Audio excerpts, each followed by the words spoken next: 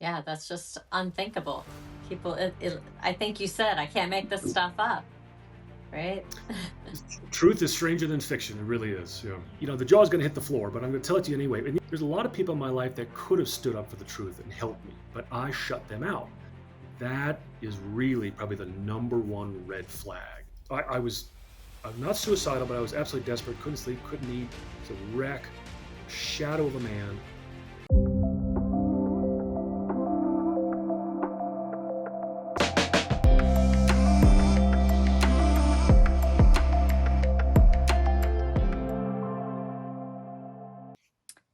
I am thrilled to have Peter Young with us today to talk about his story and his book called Stop the Tall Man, Save the Tiger. And I'm just going to let him tell you his story because it's fascinating. It's one that not everybody will necessarily relate to, but they could, because what he's been through could happen to anybody. And so I think it's a cautious tale of things that we need to know to be sure that we're living an unhindered life. And so with that, I will welcome Peter Young. Kelly, thanks for having me. I appreciate it. Absolutely. I'm so glad to have you here.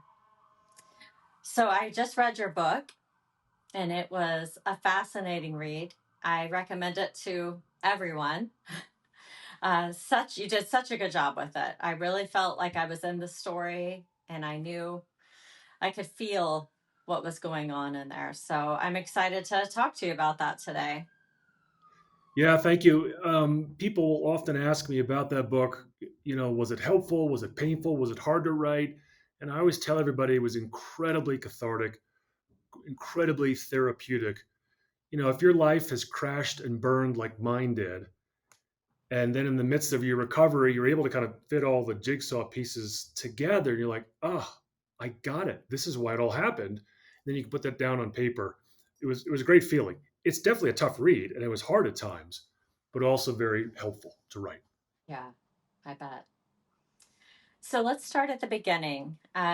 You became a Christian from a young age, right? I'd love to hear your story about how you came to accept Jesus as your Savior.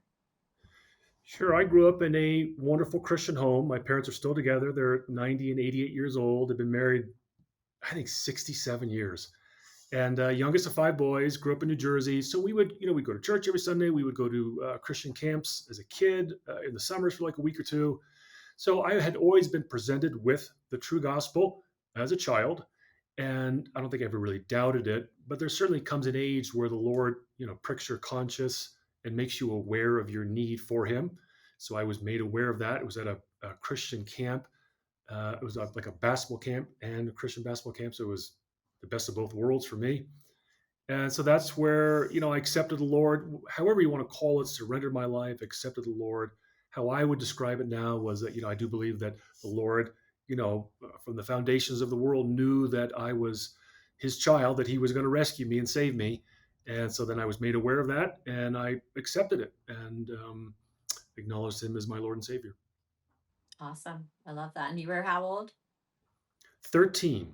13. And the story of how this happened, Kelly, also comes up later on um, as my life is kind of becoming this dumpster fire, and the man responsible for it and my former wife, they would point back to this moment and some doubt I had as proof that I was never saved.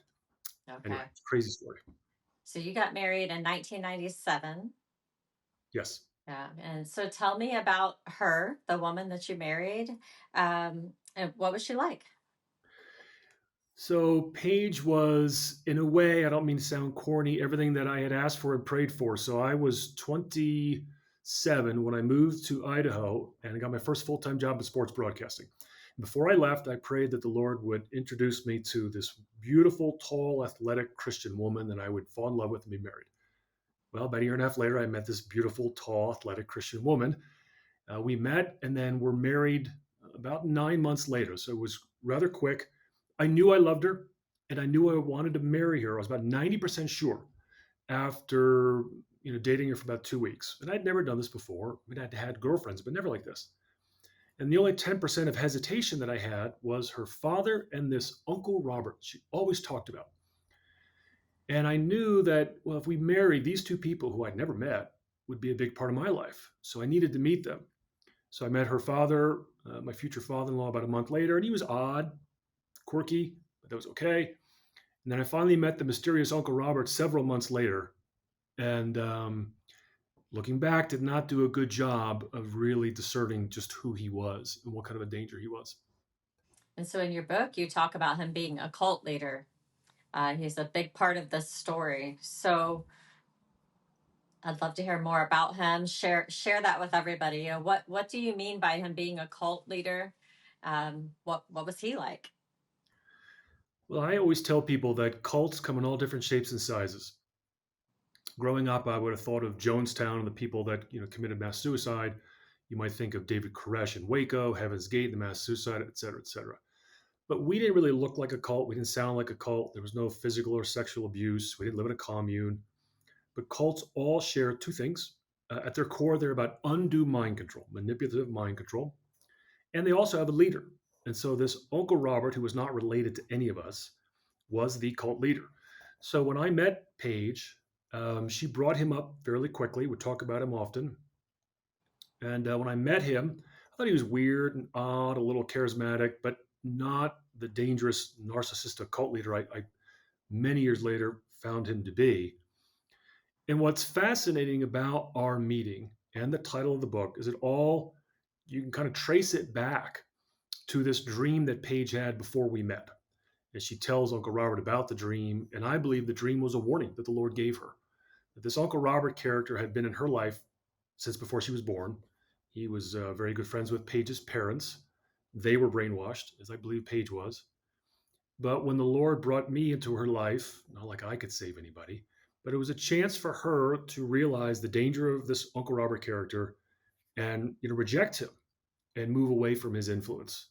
Unfortunately, he was able to take that dream, turn it on its head, convince Paige she was never saved, was never a Christian, even though she had professed faith and been baptized.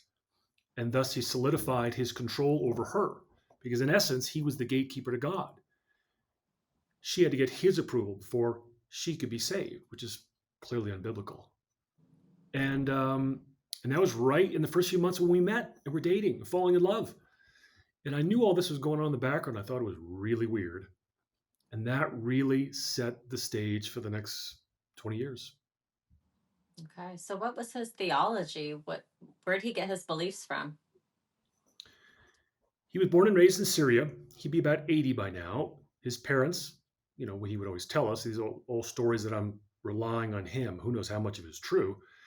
But his parents would have been Christian in a very Muslim, anti-Jewish world. So born and raised in Syria, comes to America, knows his Bible very well, marries a woman, an American woman who's, you would say, was quite normal. Um, and again, he knows the Bible really well inside and out. He's read it, he can talk about it, but then he had a perverse ability to take each and every verse and give it his twist, his spin, his interpretation. So that 5, 10, 15 years down the road of listening to him, you're anywhere near the gospel. You're more along the lines of the gospel of quote unquote Uncle Robert. And so he had one key theology that really animated all of his teaching, which was that all of history was just a giant battle between the descendants of Jacob and the descendants of Esau. So the descendants of Esau became Edom, which became modern Jewry, and the descendants of Jacob became the 12 tribes in modern Christendom. So yeah, he was anti-Semite. So every war, recession, depression, plane crash, you name it, was this Jewish conspiracy to try and control Christians. And I remember when I found out, I just thought, well, not only was it bizarre, but I thought this guy's dangerous. Like it was a very dark side to him. And unfortunately, my wife and my in-laws at the time believed every word of his mouth. So that was a large part of his theology. There were other parts of what he believed in that I would say are right on. And that, Kelly, by the way, if I can interject, is a very key point to keep in mind. If you know of someone who you think might be in a cult, or you think of a cult leader, they don't just start spouting utter nonsense and lies right away. Nobody would believe them. Nobody would follow them. They start with the truth. They sound really good. They lure you in. And Robert was great at this. And then once, he has your trust, he's your go-to, then that's when the spinning starts and things start to really be unveiled. And you see the side of this that he doesn't show you right away, the side that's just not biblical. Yeah.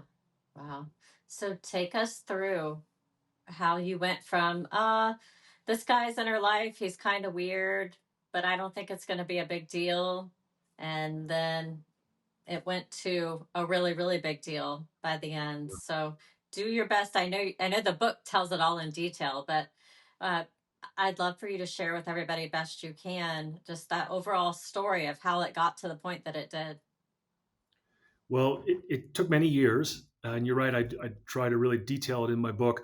I was the proverbial frog in the boiling pot of water, right? First the water's cool, then warm, then hot, then you're boiled. And so I knew of Uncle Robert before we got married. I, in fact, knew of him before I met Paige, my future wife. I was working out at the gym, and I mentioned this tall, beautiful blonde girl, beautiful blonde hair, tall, 6'2". My buddy's like, "Oh, I know who that is. That's Paige and his sister. But be careful, they've got this really weird family guru, which turned out to be Uncle Robert." So I knew of him before I even met her. And then when we got married, he lived in Southern California. We lived in Idaho at the time, so he was far away, but always just a cell phone call away. So for the first few years of our marriage, he was not that big of an influence that I knew of. I can look back and I realized that she was talking to him on the phone all the time, and a lot of these discussions I just didn't know. And then after 9/11, that's when he really shared his, kind of anti-Semitic Jews about how all of history is Esau trying to take over. I had friends on 9/11 that were in the buildings. I got out in time. I had a high school classmate who was widowed that day. And he talked about how it was all, this Jewish conspiracy. And I remember telling Paige that night, I said, "This guy's dangerous. We should have nothing to do with him." And I didn't follow up. I didn't pursue it. Of course, it never went anywhere. And then we would have these conferences. Now, Kelly, you and I could sit down over a cup of coffee. You and your friends sit down over a Bible study. You get together for a meeting, a conference, or whatever. Well, everything with Uncle Robert was a conference. So we would meet at Paige's parents' house in northern Idaho. Uncle Robert would drive up from California and he would visit the casinos on the way. I'll get to that to pay for his trip. And we would sit around and listen to this guy talk for hours and hours and hours for a couple of days. And so that was how we all got indoctrinated to basically the gospel of Uncle Robert, which for the first few minutes will sound like a normal Bible study, but not for very long. And I would look around the room, as I'd be taking my notes and thinking, do they believe this? Like, is he kidding? They understand this? They believe this is true? And they did. So that took place for, gosh, probably 15, 16 years of our marriage. And then at one of the conferences, he asked all of us to share our testimony. And I liken the testimony. I love the story where Jesus heals the man that had the legion of demons in him in Luke, one of the Gospels. And he heals the man. And the man, obviously, his life has been changed. And he begs Jesus. He says, "Can I follow you?" And Christ had something more important for him. He says, "No." He says, "Go back home and tell everyone what the Lord has done for you." Well, to me, that's what your testimony is. What has the Lord done for you? The answer is your testimony. Well, when Robert asked all of us to share our testimony, of course, this is now 16, 17 years in of thinking, wow, the guy's really kind of weird, but my wife and parents adore him. Maybe there is something to this. So I tailored my testimony just to satisfy him and the audience. It had very little, if anything, to do what I talked about when I was 13 years old at that Christian basketball game, but I don't even think I brought it up. So I tailored that in a testimony to satisfy them, which didn't work, because I'll finish the loop on that story. After that night where I silently said to myself, Lord, I accept you as my Lord and Savior. I am a sinner. I need you. A camp counselor approached me as we were walking to kind of like the snack shack that night along the edge of this beautiful lake. And he asked me if I was a Christian. I said, yes. And I was shy, 13-year-old kid. And he said, "Did you get saved tonight?" And I said, "No." I was nervous. I was shy. And of course, I felt bad about it. And it bugged me for years. And Robert and then my wife used that as ammunition and proof that I was never saved, which then set the stage because, well, Peter lied all these years. He wasn't a Christian. So I gave my testimony. Paige didn't buy it. She's asking me questions using Uncle Robert approved language to prove that I wasn't saved. So I finally caved, Kelly. This would have been 2015. I had been beaten down, worn out, eroded like a rock, just water dripping on it for 15 years. And at the moment, I thought, well, this is a way that I'll be able to save my marriage because I knew, the bloom was off the rose. I knew that she adored Uncle Robert, really didn't trust me anymore. And I thought, well, maybe now I'll convince them. They'll finally think I'm saved. So I allowed myself to be kind of bullied into believing I wasn't saved. And that was 2015. And that kind of started probably about a 2 to 3 year process where I was brainwashed. And of course, it didn't change anything. They didn't believe me. They didn't believe that testimony. They never thought I was saved. And I tried it several times with Uncle Robert. It was never good enough. I was always holding back, doing something. And he would continue to set the bar higher and higher, which of course, if this is a Christian audience, you can't earn salvation. It's a gift. You just accept it. It's just like you don't get to pick who your parents are. You're born into that family, right? We are born into the body of Christ. So that's what cult leaders do: is they kind of try and act as the gatekeeper to God. Robert was very good at it, and instead of that moment, kind of turning the tide, and my relationship with my wife got better, it was really the beginning of the end. So she was having more allegiance to him than to you. There's several stories that illustrate this. And when I wrote my memoir, I sent it off to several people before I published it because I wanted to make sure. I thought, is this okay? Are you okay if I share this publicly? Because it wasn't just a story about another sad divorce. It was to expose Robert and to equip people, as you said at the beginning, as a cautionary tale of what can happen to a Christian couple if they're not careful and allow someone to get in between the husband and the wife. So I'll give you two instances. Um, I lost my original wedding band a few years into our marriage. Couldn't find it. I bought a new one. 7, 8 years later, I found the old wedding band. It was in an old coat. I was going out and work in the yard. And I was stunned and I was so happy I found it. It made me think back to the better days of our marriage when we first got married, got together. And so now I had two wedding bands. So again, this is, 12, 13 years into our marriage. And Paige is, now very much, is on the phone with Robert almost every day. And she approached me and said, Uncle Robert lost his wedding band, and he's still married at the time. And you have two, so you can't wear them both, right? And I don't even know if she asked me to send it to Uncle Robert. It was very clear she wanted me to. So I sent my wedding band to this guy, that's talking to my wife for hours every day, and I'm not allowed to know what they're talking about. And it was unseemly and it was awful, but I did it. And again, I did it to try and save my marriage and hopefully that she would like that. Well, then about a year or two later, she asked something else that was a bridge too far for me. Robert had two sons, and his sons had daughters. So Uncle Robert had no male grandson to carry on his precious bloodline. Well, to Paige, this was unacceptable. Robert was so important to the body of Christ and to world peace, you name it, that somebody had to carry on his lineage. So we had 5 children at the time. We're early 40s. And we had planned to have another child. We were going to call him Matthew. It was a boy. So she approaches me one night. We're on a date. And she talks about the desire to have another child. And I'm like, great. And then she tells me she wants to have this child for Robert. She wants to provide him with a male grandson. And so she's going to try and get pregnant through in vitro fertilization with one of Robert's two sons. Now, hopefully everybody listening finds this kind of gross and unseemly. That's the same way I felt. And I was stunned. I was shocked. I was upset. And I couldn't believe she wanted to do this. I said, well, what if you have a daughter? Would you try again? She said, yes, as many times as it takes. And I had only met Robert's sons once each. We hadn't seen them in 20 years, 15, 16 years. And so I was very much against it. And then I found out shortly thereafter that Paige had made a vow to the Lord that she would never have another child with me until she was able to allow or offer this choice to Robert and one of Robert's sons. So she basically, here I am, her husband of almost 20 years, and she's taken a vow to the Lord, because I will never have another child with that man being her husband, until I can offer to be a surrogate and provide a male grandson to Robert. It was awful. It was awful. Yeah, that's just unthinkable. People, I think you said, I can't make this stuff up. right? Truth is stranger than fiction. It really is. Yeah. Yeah. And so many times throughout the book, like with the wedding ring story, you gave in. You did what she asked. You tried to appease her, make her happy. What about when it came to having Robert's grandchild? So I didn't cave in, and Paige and Robert were furious with me. I mean, Paige especially was furious. So when Robert found out, he thought it was a great idea. Of course, he was on board with it.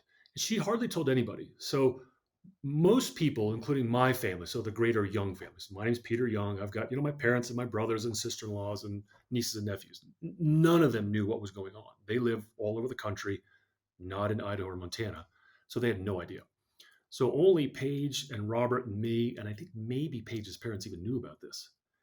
So, Robert, in one of his rare moments where I think he actually probably gave Paige good advice, was like, listen, he is your husband, me, and, he's against this. So, you probably shouldn't do it until you two are on the same page. Well, clearly we never got on the same page. I was repulsed by the idea of thinking about my wife pregnant with this man's grandson. So it didn't happen. And You it put made your her foot down there, or at least were somewhat more honest about your feelings. right. It's hard to say I put my foot down. I probably should have put my foot down, but if I did put it down, it was with a lot of nervousness, because at that point I was walking on eggshells around my own wife. She was a very strong personality, very determined, very disciplined, intelligent, had two master's degrees, and I allowed myself to be really at that point, emasculated. You think, well, how did that happen? Well, with all of this, I tell people, listen, anybody can get sucked into a cult. There's a million different ways for it to happen. It would have never happened to me if I wasn't in love with my wife and wanted to save my marriage. And so, in so doing, that allowed me to be vulnerable and get sucked into this cult. And that also made me vulnerable to do things that I probably shouldn't have to save my marriage. I allowed her to, quote unquote, wear the pants. And that's probably not the best analogy, but I did not fulfill my role as the leader, as the husband, as the father. I, for the most part, abdicated it. Another story that will illustrate this, and again, your audience, the jaw's going to hit the floor, but I'm going to tell it to you anyway. In these conferences, they were perverse. Robert would share some things that were intelligent, I believe biblically sound, other things that were a little off the wall. And so in these meetings, there was Robert, myself, and then my father-in-law, and then one of Paige's brothers. So there was the four men, right? In order for Robert to have control over everybody, and that's what cult leaders do, they maintain absolute control over their followers. He went over the story of Genesis and the story of Adam and Eve, and he took, I don't know, the better part of a day to with very colorful language, drive home the point that it wasn't so much that Eve got deceived, it was that Adam did not protect Eve. Adam should have protected Eve, and it's all Adam's fault. And the idea that Adam didn't protect Eve was really code language for all of you guys in the room were not sexually pure either before you got married or during your marriage. And so you're dirty. You have not protected your wife from yourself. Adam should have protected Eve from himself. And only I, Uncle Robert, have gone through life with this discipline and maturity and purity. You guys are dirty. I'm not. And so now you are further underneath my thumb. And so you would hear that kind of stuff at almost every conference. Well, you hear that for 15 years and you start, believing that, geez, I'm worthless.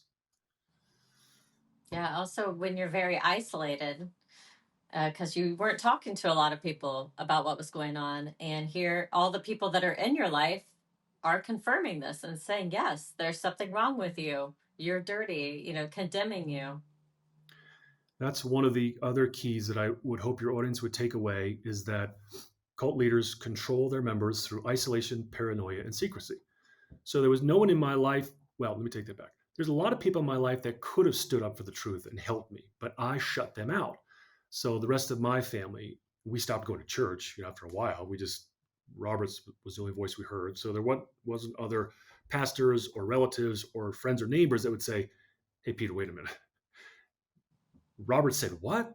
Really? That's not biblical. He's doing what to you?" And so the only voice that we heard was Robert's, and then everybody else in our little circle, we circle the wagons, were true believers.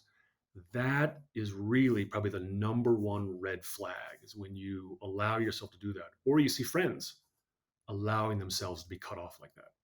Yeah, absolutely. I in one of your letters to Uncle Robert in the book, you wrote that you made Paige your idol. And I could see that as I read the book. Do you see that now that you did indeed make her an idol, that you were willing to do whatever to keep her? The letter that I wrote, I included the whole letter in the book. It's a fascinating letter. It's bizarre and crazy. And I wrote it. I'll admit it is really crazy. And I wrote it at a time where I was near rock bottom. I was terrified. I was trying to, save my marriage, save my family. I had been convinced by this little narcissistic nut job that I wasn't a Christian, that I was incapable of receiving the Lord's salvation, which is just wicked. So I'm trying to get this guy to finally get off my back and tell me, no, you're saved. But of course, I could have just ignored him, but I wasn't strong enough to do it. So I wrote this crazy letter. And that's where, in that letter, I said that, I had made not only Paige, my wife, an idol, but, as growing up, I'd made my mother an idol and other things an idol. And in that letter, there's a germ of truth in much of what I said, along with much of what Robert taught. There would be a germ of truth, and then you would twist it into something that's not true. So, did I make my wife an idol? I don't really think I would go that far. Was I inappropriate in my uh, in my relationship in terms of there was never any infidelity on either one of us? I never wanted an affair. I love my wife, but did I not stand up for the truth at times when she would continue to support Robert and promote his ideas? Yep. Was I a little scared at times of losing her affection and love in my marriage? Yep. But would I go so far as, did I make her my idol in terms of replacing God with her? I don't know if I would go that far. I think that's probably a little bit too much. Mhm. So as a marriage counselor, I see this kind of thing a lot. That one spouse is so desperate to hang on to the other spouse that they're saying and doing things they thought they'd never do, that they don't really feel good about, but they're not strong enough or vulnerable enough maybe to stand up and risk losing them, to stand up for what they really think. I mean, I see people, their spouse will ask them to let them have an affair, to let's become swingers, different things. And they don't feel good about it, but they're like, oh, if I don't do this, I'm going to lose them, and then down the road, they're like, oh, I should have never done that because look what happened. So I see it in many different ways that plays out. And I just wonder what your advice is to men, as men are supposed to biblically be the head of the house and to put their foot down and to stand up for things. And that can be scary for men who don't want to upset their wives, don't want to lose their wives. And some wives can be very demanding. So I can tell you from personal experience, and I look back now, and hindsight is not always 2020. It can be, and I've asked the Lord for wisdom, and I believe He has given it to me. I don't say that to be arrogant. He's given it to me, so I can look back and I think very clearly. Here's what happened: was that number one, as long as Robert had a position of authority in Paige's life, our marriage was doomed, and I didn't realize that early on. I can look back now. No matter what I would have done, as long as he was in that position, our marriage was doomed. So I would have had to have kicked him out, and maybe it wouldn't have worked. And so really, Robert was the head of our marriage for probably the last few years of it. Again, I had no idea at the time. She wanted him to be our marriage counselor. I didn't think we needed one, but she obviously thought we did. And I was stunned, like, wow, we need a marriage counselor. And boy, if we do, the last person on earth I want to be our marriage counselor is Uncle Robert. But he, held that role for a short period of time. And so I should have seen more clearly early on the danger that he presented to our marriage, because I firmly believe that a husband and wife are a family even before you have kids. The husband and the wife are the family, leave and cleave, and there should be no uh, parents, in laws, children, pastor, certainly a guru that should ever get in between the husband and the wife. The only person in between the husband and wife is the Lord. And the Lord and um, putting the Lord first is what makes a marriage strong, makes that marriage relationship, that bond, that compact strong. All of those people, children, in laws, pastors, you name it, can and should help strengthen the marriage, but it has to be from the outside. And it's probably a better word for that, but you can't really kind of get in between the two. That's exactly what Robert did. And he didn't draw us closer, he was constantly drawing a wedge between the two of us to push us away. Yeah. So, in that regard, that was my fault. I should have recognized it earlier. Yeah, it's your fault in a way, but it's his fault, obviously. Yes. And as a counselor, I rarely even see one person of the marriage individually, uh, to avoid risk of being a wedge. Talking to one on this side and talking the other on the other side.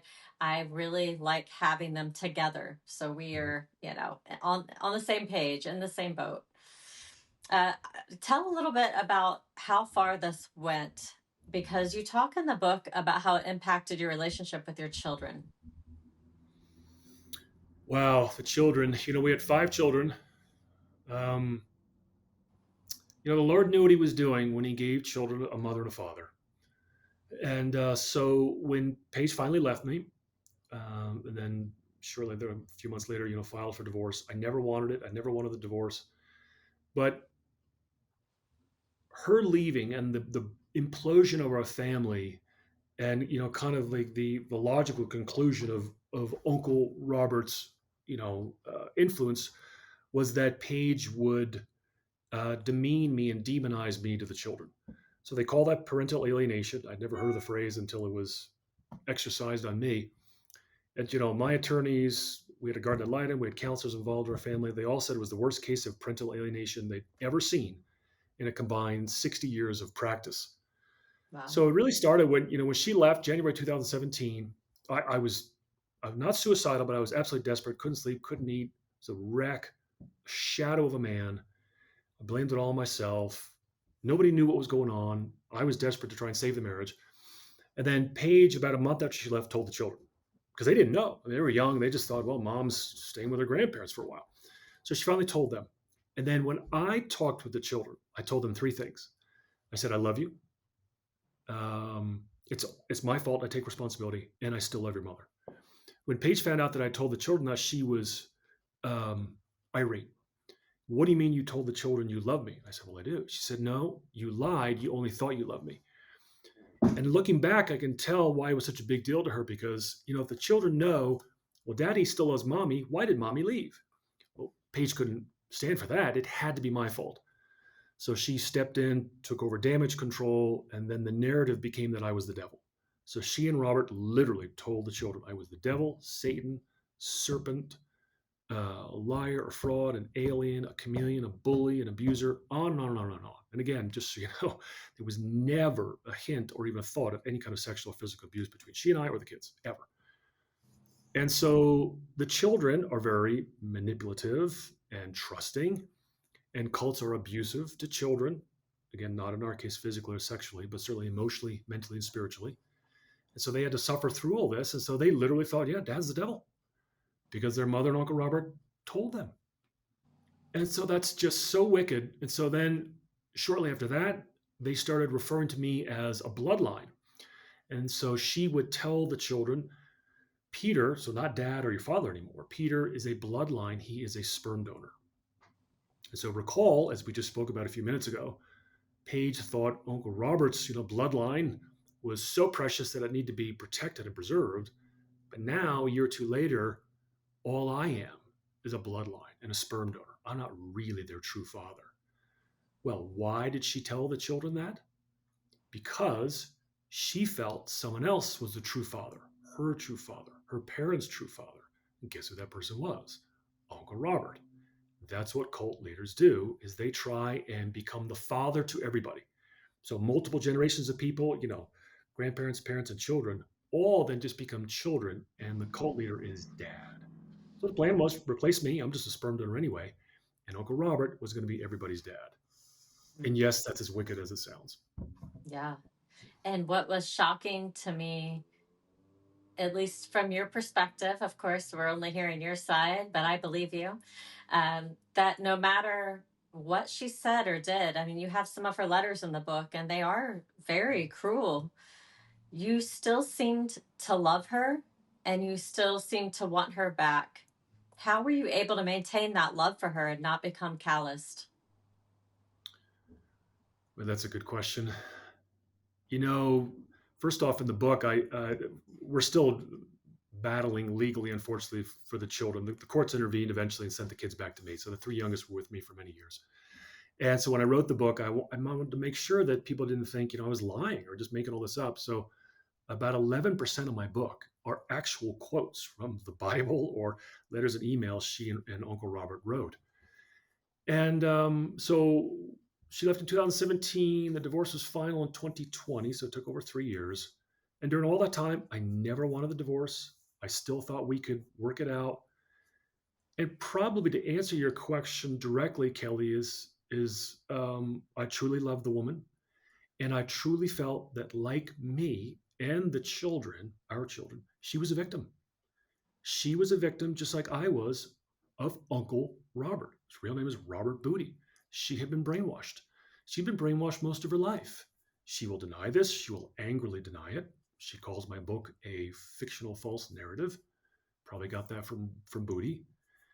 But I saw the real Paige when I married her, when I fell in love with her. I saw her back in the mid to late 90s and the person that she could be. And that's the woman I fell in love with. And so I felt like the potential was always there to peel back the layers to kind of smooth off the callousness and the anger and the hatred that Uncle Robert pumped into her, and she could be rescued. And it was that hope that allowed me, and again, this is from the Lord, it's not my doing, but allowed me to still love the woman and still have hope for her. So for years, I would pray that she would have a road to Damascus type moment. Just like Saul has his eyes open and becomes Paul, I just hope that she would one day have that moment. She hasn't had it yet, and she's moved on. She's remarried. I don't think about her that way anymore because that woman that I fell in love with, I have not seen or heard her in probably 10 years. She's a completely different person now. It is Yeah. sad. Okay. Wow. So tell us, how's your relationship with your children now? Oh boy, another good question. So we have five. So the two oldest are in their mid 20s. They're strong young men, all on their own. They've graduated college. And it's a work in progress. I always tell people that parenting is a marathon, not a sprint. And so they, like all five children, were severely alienated from me. I mean, again, severe, the worst. The professionals who got involved with our family is the worst I'd ever seen. And so they, one of them literally called me a devil with no soul. Now, it's not that bad today, but I don't speak with them too much. But I still hold out hope, and I hope that we can one day reconcile and that they will see the truth. That's why I wrote the book, so that they would read it and they would see, because they never heard or saw this side of the story.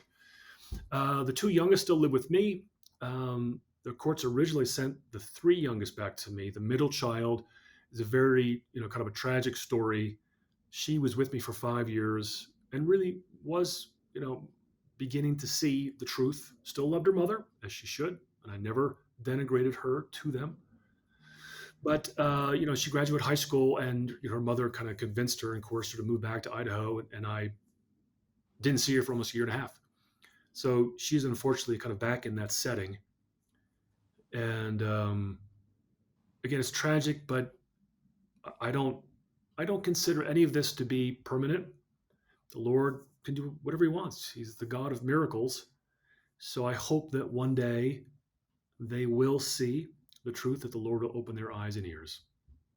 Yeah, absolutely. I'll be praying for that as well. Thank you.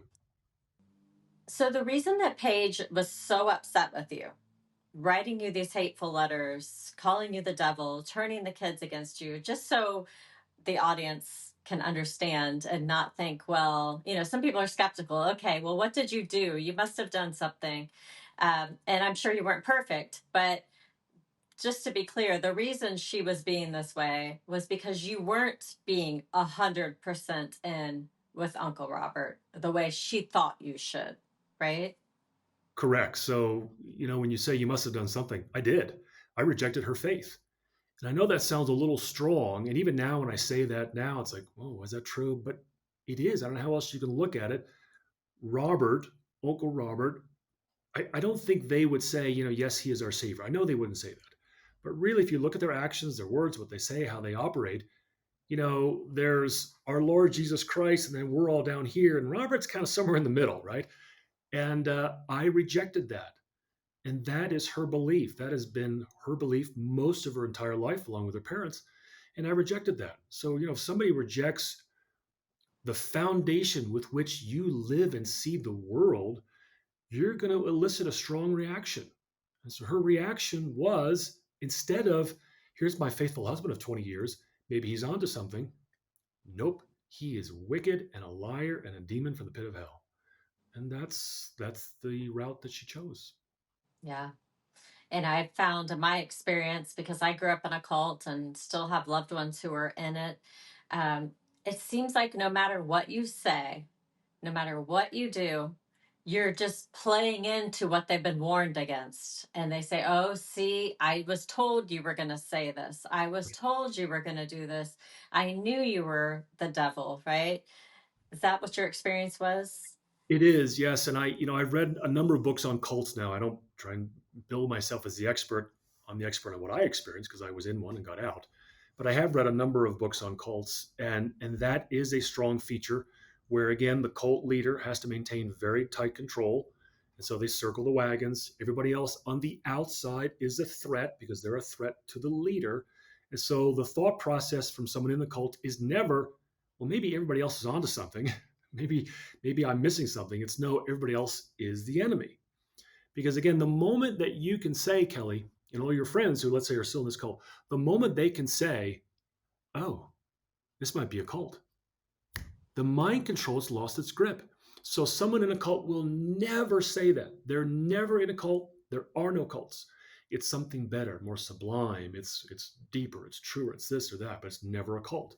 And so the moment that you can get them to understand that, or at least entertain that thought, the mind control is slipping. Now, if you're able to do that, well, then the moment that person goes back to the leader or the other people in the group, they're all programmed.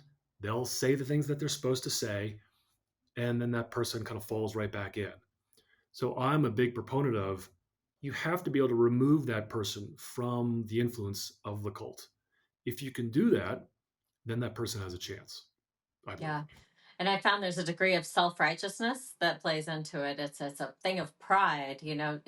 We know better than everybody else. We're smarter than everybody else. Or God has given us some special knowledge that He hasn't given to everyone else. I heard over and over and over again how Uncle Robert was the only one that shared the true gospel.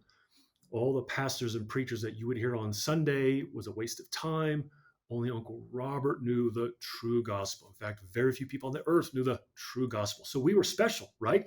We're in his little group, his little enclave. Again, we never called it a cult. And we were here listening firsthand from one of the most wisest people to walk the face of the earth. So we have to protect him because we're special. No one else knows the true gospel. And by the way, he would consider, all the churches in America, every church that you go to on a Sunday would be kind of a waste of time. And getting back to the casino, because that's one thing I never talked about, he felt like casinos were the true churches in America. And I remember when I heard this from my father-in-law, I thought he's got to be joking, but he wasn't. Robert's idea was that, anybody can go to casino, regardless of their education, their status, their job, their income, you name it, and be blessed by the Lord. Okay, but I don't see anybody in the casino worshiping the Lord. I see them worshiping money. And that was one of the crazier ideas of Robert that I just had a hard time wrapping my head around. But yet, Paige and her parents firmly believed this, so that when he would travel around the country, he would go to casinos to, pay for his ministry. And That's that wild. was a hard one to swallow. It's always fascinating to me because I think, don't you read your Bible for yourself? Right. Can't you see that it clearly says this?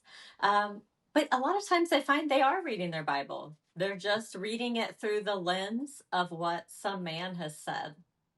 Right. So Paige and her parents would read the Bible quite a bit. So did I.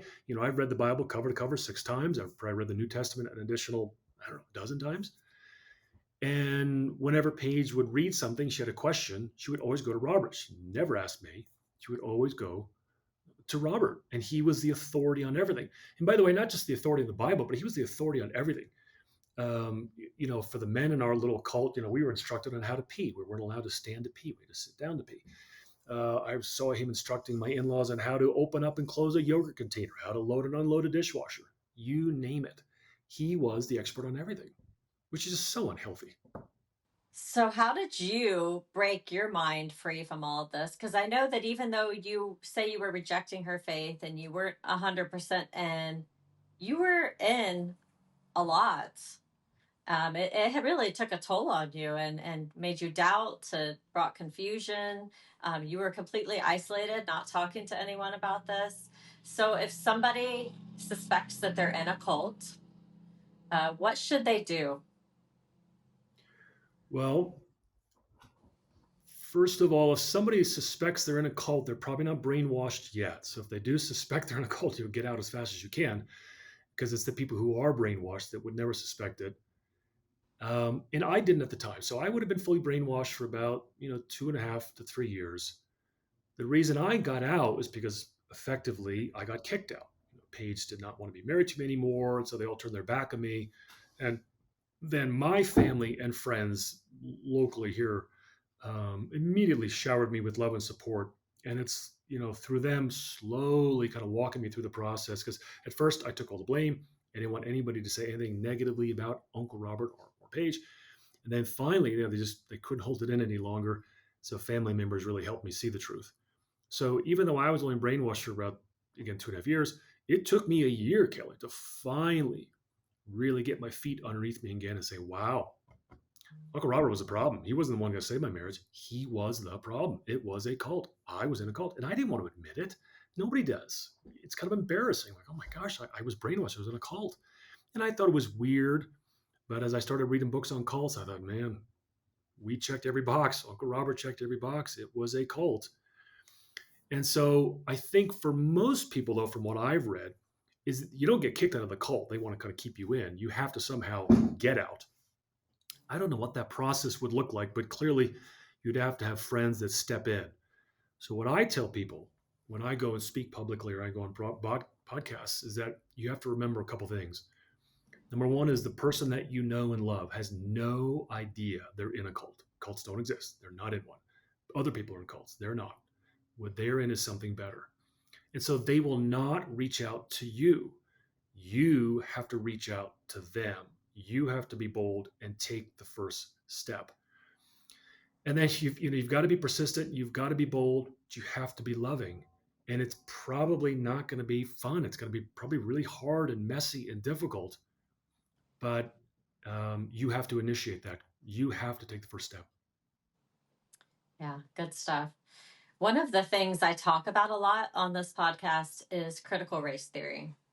And it came to my mind as I was reading your book, all the similarities between this ideology of critical race theory that's so popular right now and a cult mindset.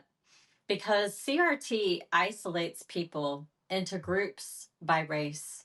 And then it tells one group, say, tells Black people, for instance, that the white people are bad. And then it tells the white people, you are bad. You need to do better. You need to change. And it just keeps raising the bar of what white people need to do in order to change, but they can never really reach it. They just have to live under this sense of condemnation that they are bad and they can never be good enough and kind of need to be bowing down at the feet of other races. And I found a lot of similarities with that, especially there's a part in your book I'll read. You say he, talking about Robert, he stoked the fires of my doubt and acted as a gatekeeper to God, one who repeatedly raised my bar of admission into the kingdom. Of course, I too could have ended these talks at any moment by kicking this narcissistic cult leader out of my life, but I didn't see him that way yet. And I think that's exactly what the leaders of CRT do. They stoke the fires of doubt within white people based on our history in this country. And they act as a gatekeeper. Like, we'll tell you when you're good enough. We'll tell you when you've become an anti-racist. But that bar just keeps getting higher. And so many people are falling for this and not kicking that ideology to the curb yet. Correct. I see CRT as absolutely wicked and demonic and awful. So I won't really talk about that much more. But what I think about as you're describing this is, the beauty of Christianity, and there, but for the grace of God go I. You and I are just saved sinners. I know that sounds a little trite at times, but it's the truth. We are. None of us earned it. And so we are pure and righteous because Jesus Christ died for our sins. And so he made us that way. We could never earn it. Me or anybody else, and I don't care what race or creed you are, is never going to be perfect. But we have been given a perfect gift. And so with Robert, and I would imagine there's probably some leaders in the CRT movement that feel this way. Robert taught all of us that he sinned once in his life. He would Wow. tell the story as a young boy growing up in Syria. His father gave him a slingshot, gave him rules to follow. He disobeyed. He flung the rock without being careful and killed one of the family's lambs. And he would tell the story. And again, it was very important that the men in our little group, little cult, heard this. And it was almost, on par with 9/11 or, Pearl Harbor, this moment that Uncle Robert sinned. And he never did it again. And which, of course, is utter nonsense. And again, that was partly done to shame us because we sin all the time. Well, if you think you've only sinned once in your life, you're probably not the kind of person that really thinks you need to be saved. And yet we do. And so as Christians, we realize that there's no longer any guilt anymore. The guilt has been taken away. Doesn't mean you and I are perfect and that we earned it. It just means we've been given this perfect gift.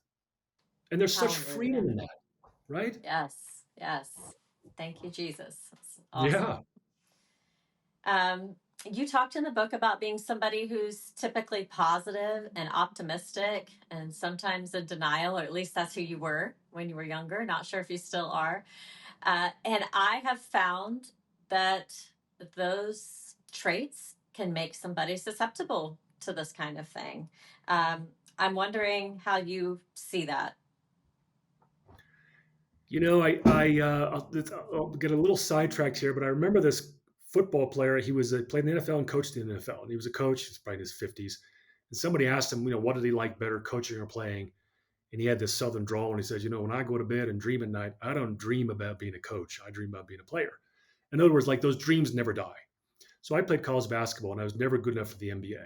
But literally in my 20s and 30s, I thought, well, maybe there's a chance, which there was never a chance. But in other words, like I never gave up. That's just me. That's the way the Lord made me. I don't give up. I don't ever, ever give up. And so that's one of the reasons why I just did not want to give up on Paige. And I thought, we're going to go so low with this, and then our marriage will be like the phoenix rising from the ashes. We'll have this incredible story. And I told her what a testimony it would be for us to go through what we did, how crazy that was, and then the Lord could rescue our marriage. And what a testimony and a story we could share with people of how the Lord could take anybody and rescue us. So that's me. That's just the way the Lord made me. I always feel like there's a chance. I will just never give up. Now, does that make me susceptible to people like Uncle Robert? Kelly, I'll honestly say, I don't know. I just know for me, the only reason I got hooked into it was because I loved my wife and I wanted to save my marriage. In one of my more arrogant moments, I might say to myself, well, I would never fall for a guy like Uncle Robert. If it wasn't for Paige, I would have seen through him in a matter of 15 to 20 minutes. Maybe, maybe not. I don't know. Mm-hmm.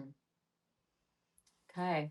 Any parting thoughts you want to share that you think people need to know, uh, red flags to look for, Sure, so that they don't ever have something like this happen or anything else? sure. Two red flags. Number one, for the Christian, we are saved. Salvation is a free gift. After salvation becomes sanctification. Just like when you were born again. When a child is born, they didn't get to choose, they're born. It's a gift. And then they learn to walk and talk and eat and ride a bike and drive a car, etc. Salvation becomes first and then sanctification. Anybody that tries to switch the order, like Robert did, is trying to act as a gatekeeper to God. That is not what the Bible teaches. And then, second of all, if you have a friend or relative, someone you love, someone you know, and they just stop coming to Bible study, to book club, to Friday night bowling, they no longer call, they no longer email, all of their historical communication or contacts have now been diminished or completely cut off. And they also start talking about a special someone in their life. It'll never be a cult leader or a guru or a cult, but it'll be somebody better, a teacher, a pastor. Who knows what they will call that person? If you see or hear these things, those are red flags. I'm not saying that friend of yours or family member is in a cult. What I'm saying is that's a dangerous road to go down, and it could lead to a cult. And that is the moment where you need to reach out. And it's just as simple as keep the lines of communication open. Talk to that person, get that person talking. You do not want to go through what I did. I guarantee you. It's not fun. Yeah, yeah, absolutely. Great advice.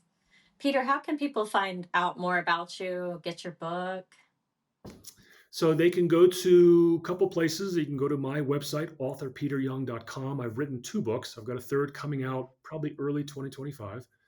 And they can go to Amazon. So my first book is a novel about faith and basketball called The Blue Team. And then, of course, you can find Stop the Tall Man, Save the Tiger on Amazon. It was an Amazon bestseller for a while. And then later in 2025, I will have the sequel to The Blue Team coming out. It'll be called Wardrobe of the Wolf, which, of course, is kind of a play on that verse in Matthew where Christ is telling his followers to watch out for wolves in sheep's clothing. Mm. And I would love it if you read the book. To me, yes, it's my book, but I do think it shares a very important story. Awesome. Thank you so much for being here and sharing your story. And I'm sure there are people out there who are really going to benefit from this. I hope so. And Kelly, thanks again for having me. This was a lot of fun.